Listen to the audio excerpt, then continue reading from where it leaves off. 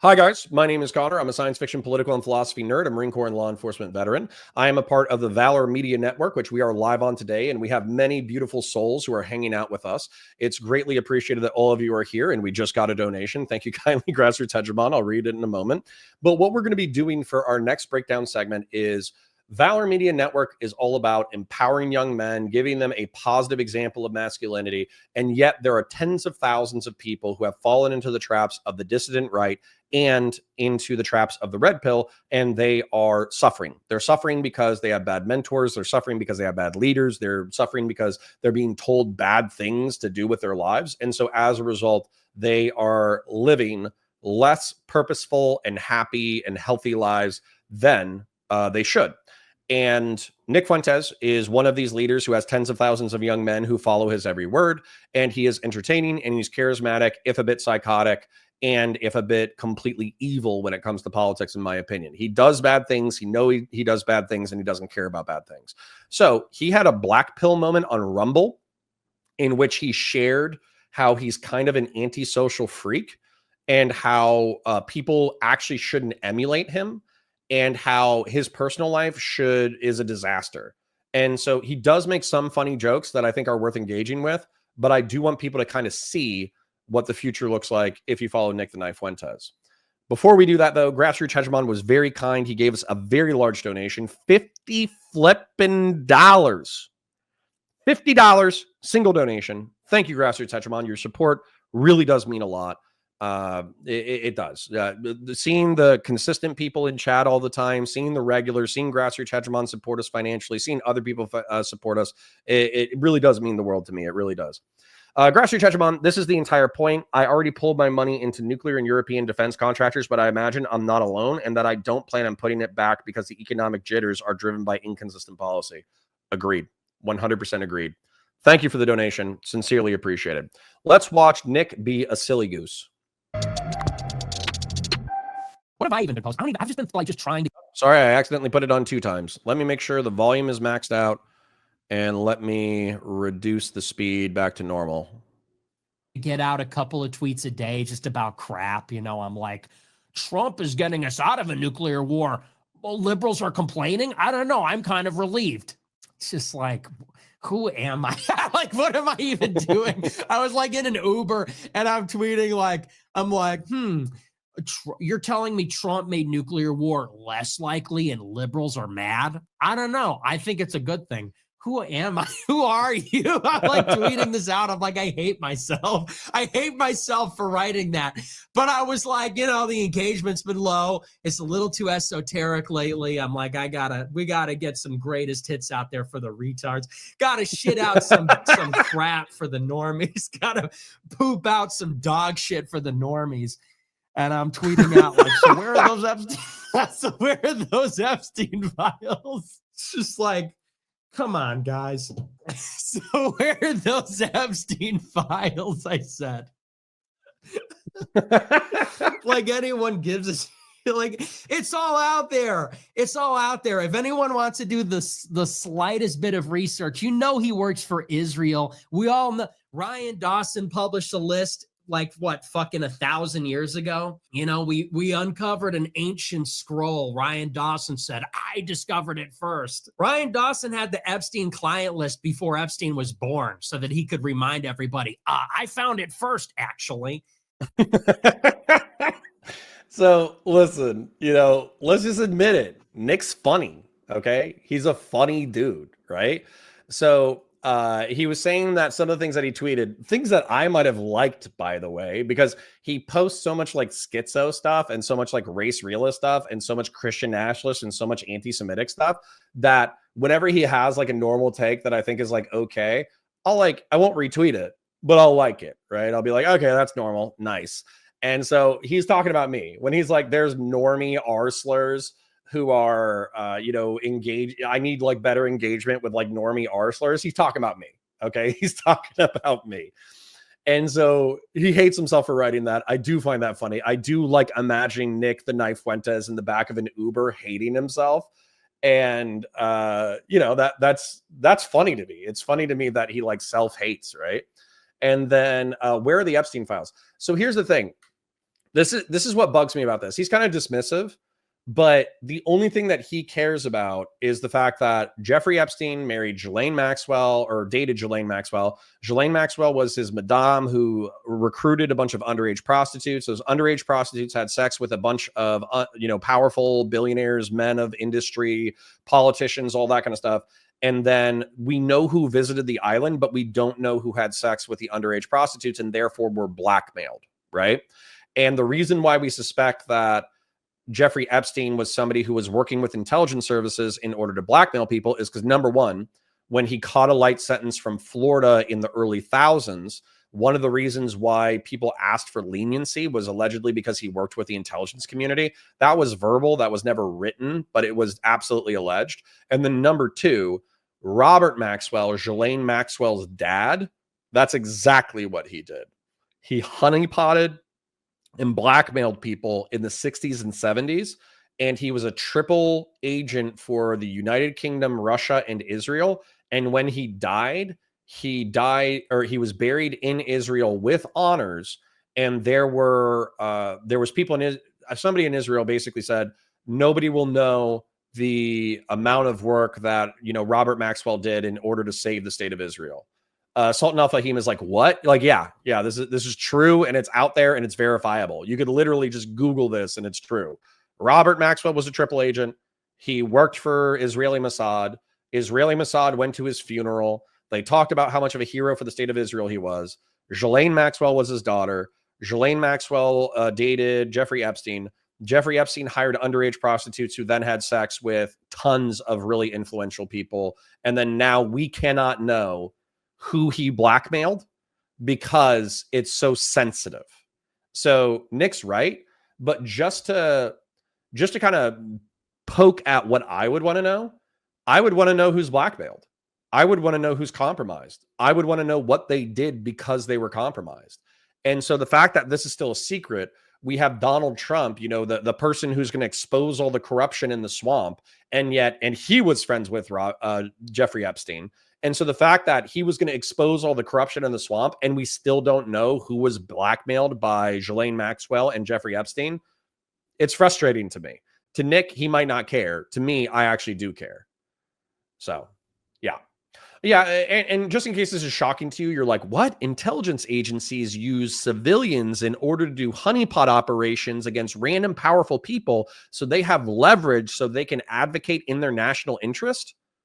Yes. 100%. I guarantee you the CIA does this too, right? Anyways, maybe not underage prostitutes, but they definitely do honeypots, 100%. I have a horrible headache. I need to take an Advil. I don't even know why. So this is going to be fun. But we'll read the super chats. I know about you, but I have like the gamer neck. I like crane my head forward like a gamer. I'm like this. I'm like that evolution meme, where monkey goes up to like a caveman and then goes back to the computer. That's me. Getting old is like your neck just hurts all the time. I wish I was a kid again. Back when when you start getting old, it's like your neck hurts all the time. Everything just hurts all the time. Everything just sucks. If you're young, it's just such a flex.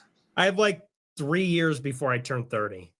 3.5 years before and then I'm just fucking cooked. Then I'm just a fucking stupid adult. Then I'm just a weird adult. Can we do this life extension thing? And I'm ready. I'm with, I'm with Peter Thiel and Elon Musk now. Let's extend everyone's lives. 30 is the new 20. Because damn, I do not want to turn 30. I do not want to be a 30-year-old. I do not want to be the 30-year-old at the function. But I am. I already am. Minecraft Roy percent $5. I really like what you posted on Telegram today. All right, hold up. Okay, so let's address this. He's old. His neck hurts. My neck hurts too, by the way. But I do drink water. I do get 8 hours of sleep. I do stretch. I do, work out, all that kind of stuff. And he's complaining about how he needs to do that as well. But the truth is that, like, he already knows this. I'm just preaching to the choir. But you have to do that in order to grow up. And then not only that, the reason why I think I'll have a 40-year-old crisis, because I literally will be, based off of life expectancy, halfway through my life. And I've also done a lot of dangerous things that hurt me a lot, which might have taken a few years off. However, I didn't really experience a 30-year crisis because I had spent my 20s doing what I wanted to do insofar as like developing myself as a person, right? When I turned 17, or well, when I turned 18, really, I enlisted in the Marine Corps. I spent 4 years in the War on Terror, and I lived in Japan, Iraq, and California. And then when I got out, I went to college. Then I had a good time in college. I met my wife. I became a law enforcement officer. And then I spent 4 years in law enforcement.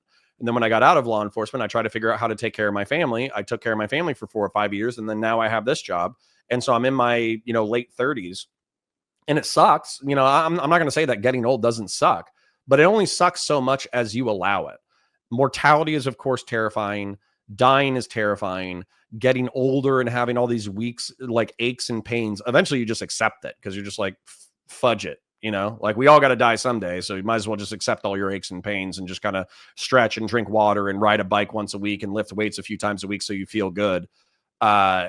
So eventually you accept it. But it is funny watching him go through this existential crisis. And I have to say, I think part of the reason why he's going through the existential crisis is because he spent a decade talking to internet schizophrenics. That's what he did. He didn't get a degree. He didn't find his wife. He didn't have kids. He didn't join the military. He didn't do law enforcement. He didn't serve his country. He didn't become a powerful representative of government.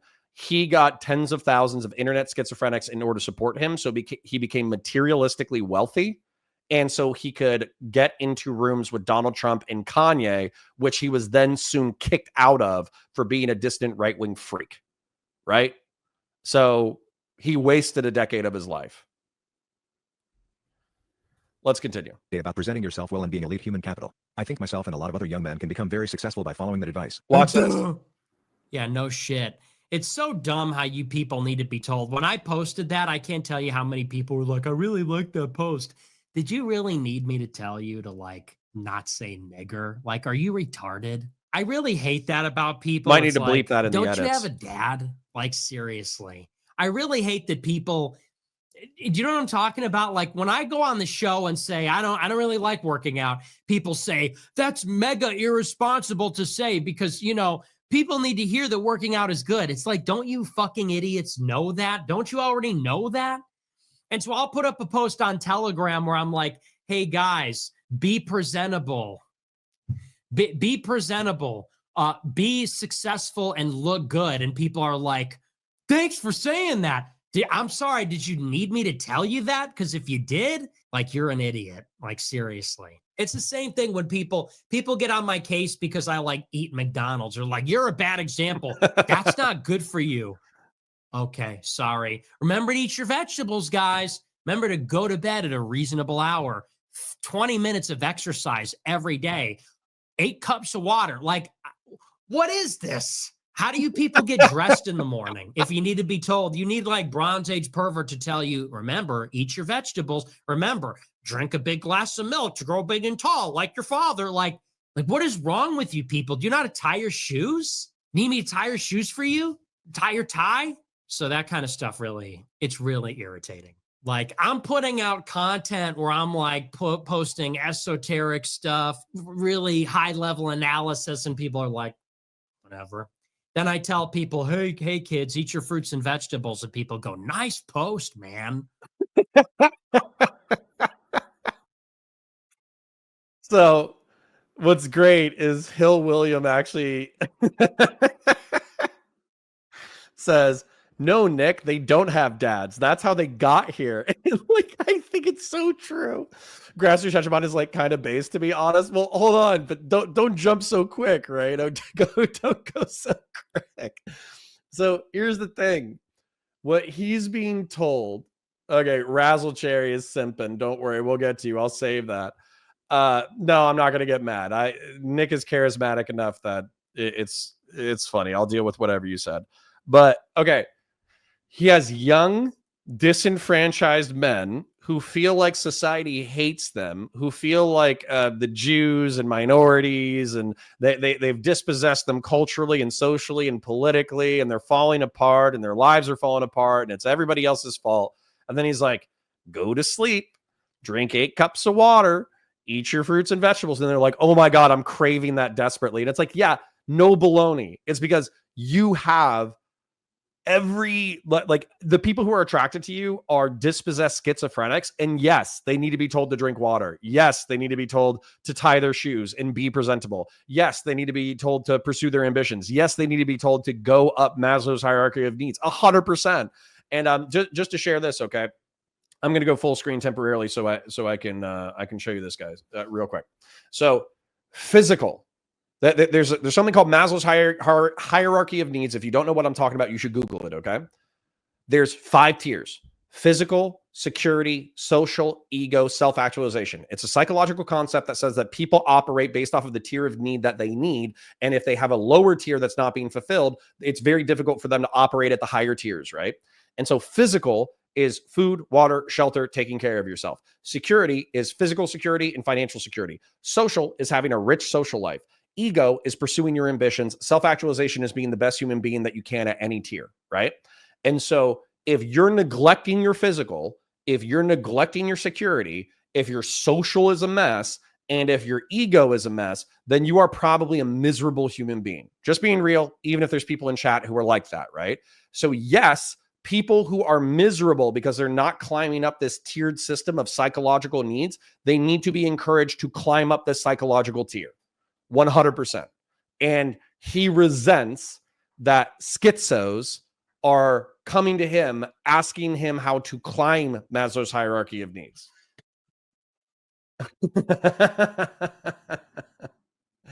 All right. Let's go to the comment real quick, just because it was like, my apologies, but I actually like Nick Fuentes. Razzle Cherry says, wasted. He leads a movement and is a millionaire. This might piss you off. I hope it doesn't hit too close to home, but being a cop who live streams to 54 people on the internet is not any better. Razzle Cherry.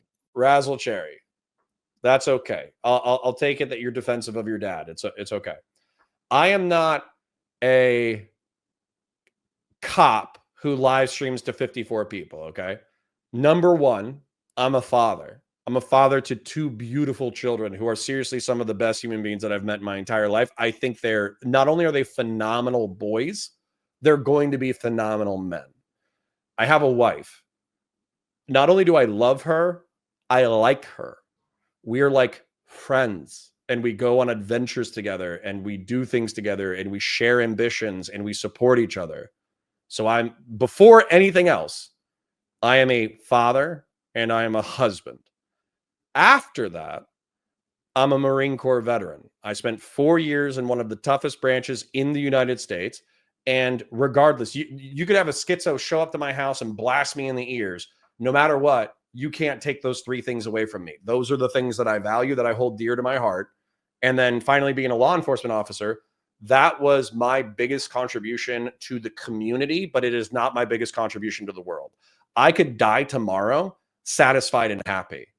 This whole thing, I'm just going to be real. I'm sorry if I'm being rude to the audience, but streaming, there are morons who are successful streamers. And the reason why that they are successful is because they're entertaining and they go live every day, but they're dumbasses who haven't achieved anything. Streaming can be impressive in a way because only so many people can do it. However, streaming does not mean that you're a good human being.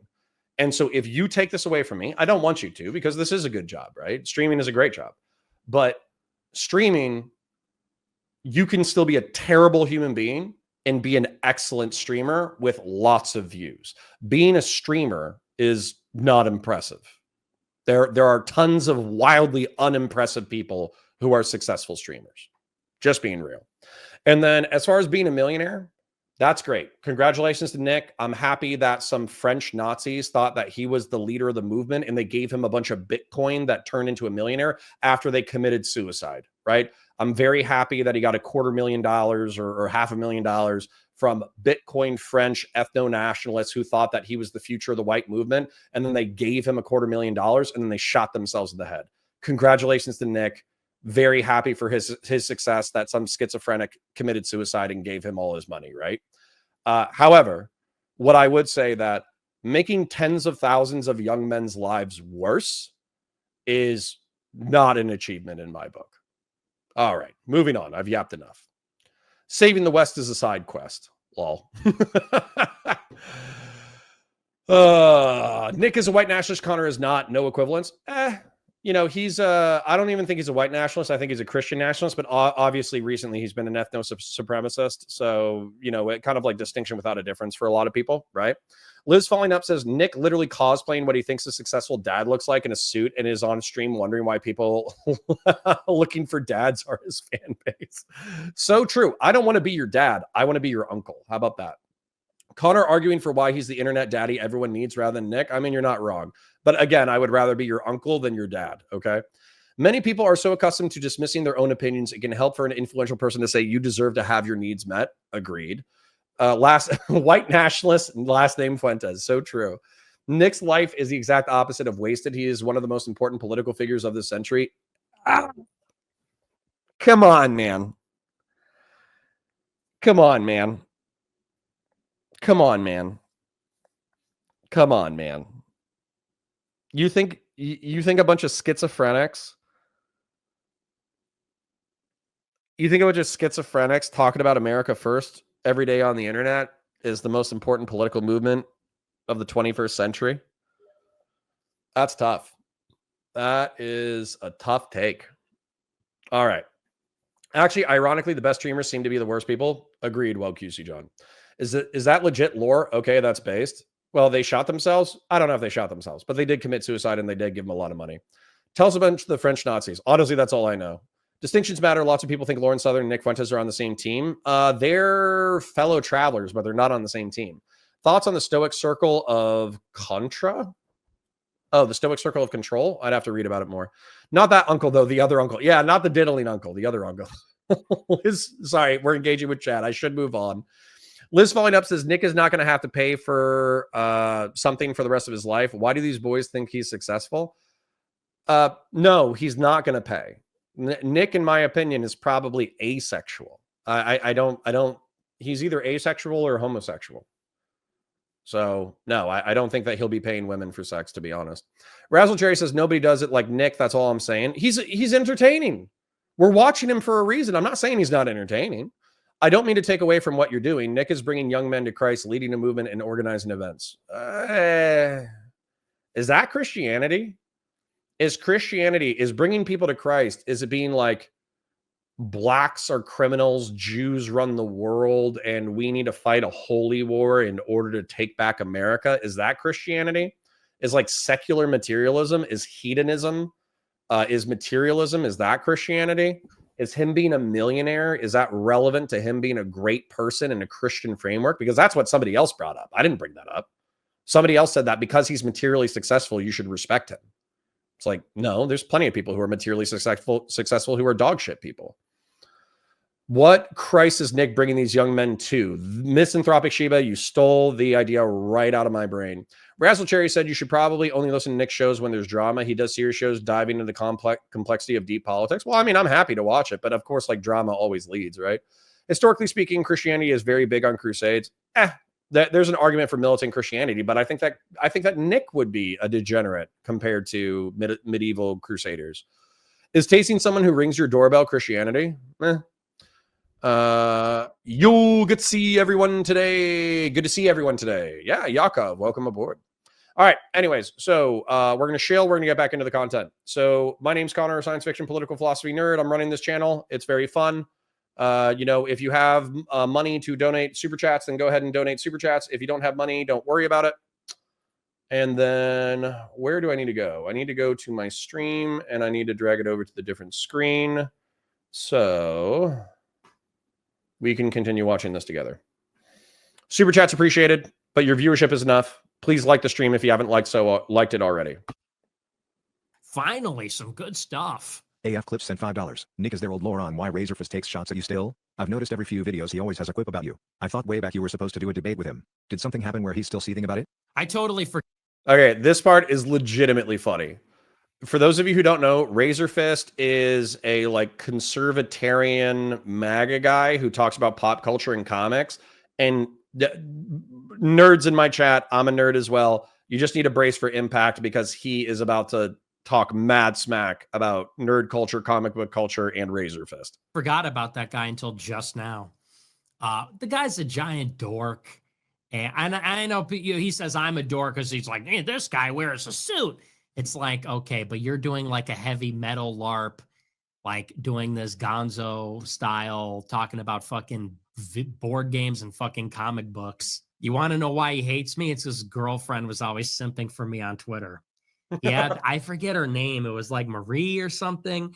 He had this girlfriend on Twitter years ago, like I'm saying 2018, 2019. He had this like Hispanic e-girl girlfriend. She was like one of these Spanish, like super dark hair, light skin. Her name was like Marie or something. And she was in my DMs or in a group chat or something. She was always like flirting with me on the timeline. And he says, no, that's not why. Really? That's not why. Look, I don't even want the attention. I don't court the attention. I'm not even saying that as a flex. I don't care. I don't like e-girls. I'm not going for e-girls. Okay. It does nothing for me. Okay. That like clout chasing internet women are attracted to internet guys with clout. That does nothing for me. That's not an ego trip for me, like some fucking pathetic losers out there. Oh, I like when girls look at me. It's an ego trip. It means fucking nothing. Women are retarded. I'm not saying that as a brag. I'm just saying that's what happened. Like this guy crashed out on me because his girlfriend was like caught talking to me in group chats and flirting with me and stuff. I forgot about this person literally until you mentioned him. But giant dork. His whole like, he does these like, he writes these monologues and they're supposed to be like really like sharp-tongued, like well-written poetic monologues. I'll pull one up, but you'll know what I mean. And he does like these videos about like comic books and like he knows all the names of the comic book artists and talks about their style and stuff. He has like fucking action figures. That girlfriend who was like flirting with me, she would like buy him action figures for his birthday. How fucking emasculating that you're so into comic books and video games that your girlfriend buys you and like you're a child. What is she gonna push you in a stroller and give you a bag of Cheerios, give you a little plastic baggie of fucking Cheez-Its and Goldfish? Fucking loser. My girlfriend bought me the new my comic book and Razor rants. Oh, God. All right, let's pause it because this is about to get even more mean and even more funny, okay? So I open up with, I'm a science fiction, political, and philosophy nerd and a Marine Corps and law enforcement veteran. Were they Warhammer figures? If so, she's a keeper. Just saying. Exactly, Razzle Smasher. Exactly. So hold on. I'm gonna share my nerd history, okay? I've always been tall. Okay, like I've always been one of the tallest kids in the class, always, and so I was always expected to do sports, and I love baseball, and I loved pretty much baseball and dodgeball, anything where I can throw something really, really hard, and take something out. That's my jam, right? And so I played sports all the way through high school. And I wasn't like the most athletic person, but because I was a large guy, I always got selected for sports. So like if sports is like an inoculation against nerdiness, then, I had some physical inoculation against nerdiness. Now, that being said, in my opinion, I came out during I grew up during the golden age of gaming, right? GoldenEye came out when I was in like late elementary school, early middle school. And GoldenEye was phenomenal for those of you who don't know, because it was like 4-person co-op multiplayer play. And it was beautiful. And it was fun and it was interesting and it had custom games and this, that, the other. And so I would play until my eyes bled out, until like 4 a.m. whenever I got to sleep over at somebody's house who had an N64. And then Halo came out when I was in high school. Halo was awesome. Halo 1 has to be one of my favorites. Halo 2 was okay. Halo 3 was okay, but there was nothing like Halo 1. It was just honestly like one of the best multiplayer games, especially local area network, one of the best things ever. And then I discovered Warhammer in high school, but I could never afford it, right? Warhammer miniatures are expensive. Painting takes a lot of time. It takes a lot of skill.